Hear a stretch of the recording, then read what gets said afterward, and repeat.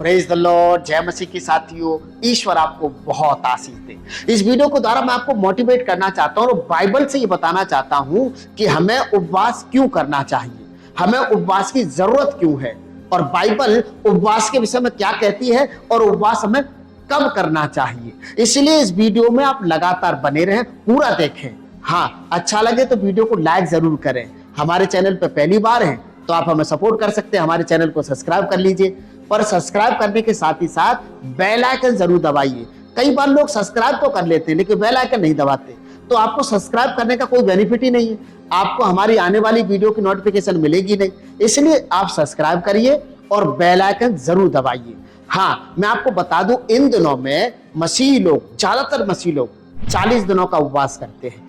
इन दिनों को lens day भी कहते हैं। इन 40 दिनों को लोग प्रार्थनाओं में बिताने की कोशिश करते हैं और 40 दिनों का उपवास करते हैं, जिसको हम फास्टिंग कहते हैं। और इन दिनों में पास्टर लोग बहुत बिजी होते हैं, हर एक विश्वासी उनको अपने घर बुलाना चाहता है और खासकर 40 दिन लगातार प्रार्थनाएं रहती हैं। अलग अलग विश्वासियों घरों पे घरेलू प्रार्थनाएं, सभाएं चलती हैं, क्योंकि लोग अपने घरों में प्रार्थना में है, उपवास में है।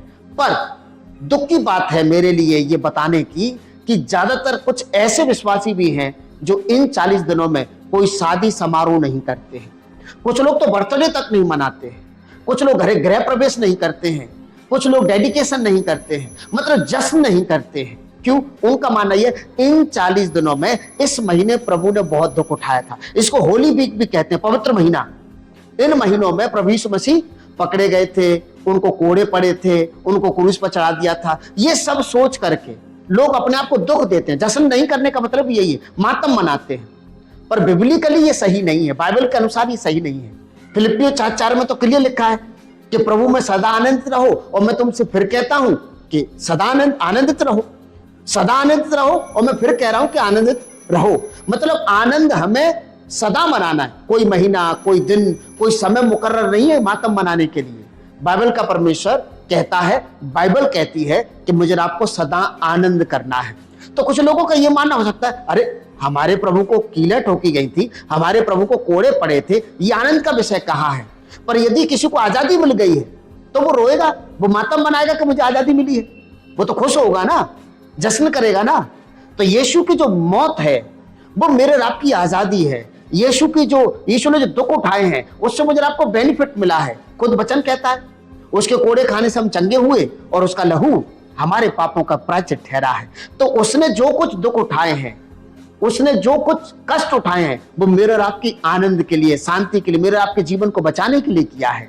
तो ये महीना तो और ज्यादा आनंद का है। लेकिन बहुत लोग हैं जो दुख मनाते हैं, मातम मनाते हैं और शादी समारोह तक नहीं करते हैं। मैं ये नहीं कह रहा हूं, मैं आपको क्रिटिसिज्म नहीं कर रहा हूं, मैं आपको बुरा भला नहीं कह रहा हूं, पर मैं ये कह रहा हूं कि ये बिब्लिकली नहीं है। क्योंकि पौलुस तो यहां तक कहते हैं, मसीह यीशु सदा हमको जय के उत्सव में लिए फिरता है, यीशु सदा जय के उत्सव में लिए फिरता है। तो ये विषय दुख का नहीं है, ये विषय यीशु का मरना, यीशु का जी उठना, यीशु का कोड़े खाना मेरे और आपके लिए बेनिफिट का काम है। इसलिए मातम मत मनाइए, उपवास करिए। उपवास करना बहुत अच्छा है, उपवास करना जरूरी भी है। पर हाँ, बाइबल में ये नहीं लिखा है कि उपवास कब करना चाहिए। बाइबल में ये नहीं बताया प्रभु यीशु ने कि फलाने महीने में, फलाने दिन में आपको उपवास करना है। यीशु मसीह ने मत्ती की पुस्तक 6 अध्याय में उपवास के विषय में बताया, बहुत बारीकी से, डिटेल से बताया है। 6 अध्याय की 16 आयत से प्रभु यीशु शुरू करते हैं और कहते हैं, जब तुम उपवास करो। ये बड़ी महत्वपूर्ण बात है। क्या लिखा है? जब तुम उपवास करो, प्रश्न चिन्ह है। जब आपकी मर्जी हो, जब आपकी इच्छा करती है, जब आपको उपवास की जरूरत है, आपको लगता है कि आपको उपवास करना चाहिए, तो आप उपवास करिए। किसी के दबाव में, बहकावे में आकर के सब लोग रख रहे हैं इसलिए मत रखिए। इस महीने सब लोग उपवास करते हैं इसलिए आप उपवास मत करिए। यीशु ने कहा, जब तुम उपवास करो तो कपटियों के समान उपवास मत करिए, दिखाने के लिए उपवास मत करिए। नहाइए, धोइए, तेल मलिए, लोगों को दिखाने के लिए उपवास मत करिए। अपने पिता को दिखाइए, गुप्त में रखिए। तो यीशु कहते हैं जब तुम उपवास करो। यीशु नहीं कहते कि फलाने दिन उपवास करो, फलाने महीने में उपवास करो। यीशु कहते हैं जब तुम उपवास करो। तुम्हें उपवास की नीड होती है, तुम्हें फास्टिंग रखना है, तुम्हें लगता है कि मेरा आत्मिक जीवन कमजोर हो गया है, तो बूस्ट करना चाहते हैं अपने आप को, तो इसलिए उपवास कर लेते हैं। कुछ लोगों की विशेष कुछ ऐसी जरूरतें होती हैं, उनको लगता है कि मुझे उपवास करना चाहिए, तो वे उपवास करते हैं। पुराने नियम में ऐसा हुआ है। दूसरा इतिहास 20 अध्याय में यहोशापात के विषय में लिखा है, यहोशापात पर एक बड़ी सेना आक्रमण करने वाली थी, युद्ध होने वाला था। यहोशापात को मालूम था कि मेरे पास इतना सैन्य बल नहीं है, इतनी ताकत नहीं है। लिखा है यहोशापात डर गया और यहोवा की खोज में लग गया। उसने पूरे देश को कहा कि उपवास प्रार्थना करिए, परमेश्वर हमें बचा सकता है, और परमेश्वर ने उनको बचा लिया। जैसे कि निनवे गांव में जब प्रचार किया गया था कि 3 दिन के बाद सब खत्म हो जाएगा, आसमान से आग गिरेगी, तो वहां पर भी यही हुआ। निनवे गांव के लोग डर गए, तो वहां पर एक ढिंढोरा पीटा गया। सबको कहा गया राजा की तरफ से कि सब लोग उपवास करें, कोई खाना पानी ना खाए, परमेश्वर से प्रार्थना करें, क्षमा मांगे। और बाइबल कहती है परमेश्वर ने उनको बख्श दिया, जिंदगी बख्श दी, परमेश्वर ने उनको जीवित रखा। तो ये सब आप देखिए, जरूरत के हिसाब से क्या कर रहे हैं, उपवास कर रहे हैं। आपकी जरूरत, आप उपवास करिए। नहमाया को देख लीजिए, नहमाया 1 अध्याय में जब कुछ लोग यह नहमाया से मिलने आते हैं, तो नहमाया को जब बताते हैं कि यरूशलेम की शहरपनाह टूटी, उसके फाटक जले हुए हैं, तो नहमाया गिर पड़ता है, घुटनों के बल गिर पड़ता है। ये सुन करके दुख में चला जाता है और उपवास रखता है। लिखा है रो रो कर कई दिनों कई रातों तक वो उपवास रख करके प्रार्थना करता रहा परमेश्वर से कि परमेश्वर यहूदा की सुधि ले, परमेश्वर अनुग्रह करे यरूशलेम पर रहने वालों पर। उसको लगा कि मुझे अपने देश, अपने लोगों के लिए प्रार्थना करनी चाहिए, वो उपवास में चला गया। आपको उपवास क्यों करना चाहिए? आपके पास जब भी ये विषय है उपवास करने का, आप उपवास करिए। प्रभु यीशु मसीह ने मत्ती की पुस्तक में वरन नए नियम में कई एक बार उपवास के विषय में कुछ हिंट दिए हैं। जैसे कि कुछ लोगों ने कहा कि प्रभु यूहन्ना के चेले, फरीसी, ये सब लोग उपवास करते, तेरे चेले उपवास नहीं करते। तो यीशु ने कहा जब तक दूल्हा उनके साथ है, बारातियों के साथ है, क्या वो उपवास करते हैं? वो तो जश्न करते हैं ना। तो दूल्हा एक्चुअली गया नहीं है, यीशु मसीह तो आज भी हमारे साथ है ना।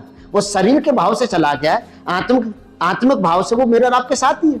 तो दूल्हा तो हमारे साथ ही है ना। हम क्यों उपवास करें? उपवास को एक मातम या दुख से जोड़ करके देखा गया अक्सर, लेकिन यीशु ने कहा कि एक दिन मैं उठा लिया जाऊंगा, मैं उनके बीच में नहीं रहूंगा, तब वे उपवास करेंगे। तो यीशु के चेलों ने उपवास किया है। जरूरत आपको लगती है उपवास की, आप उपवास करिए। उपवास से शरीर कमजोर होता है, लेकिन आप आत्मिक मजबूती प्राप्त कर लेते हैं, वरदानों से भर जाते हैं। उपवास करना बेहद जरूरी है, फास्टिंग करना बेहद जरूरी है।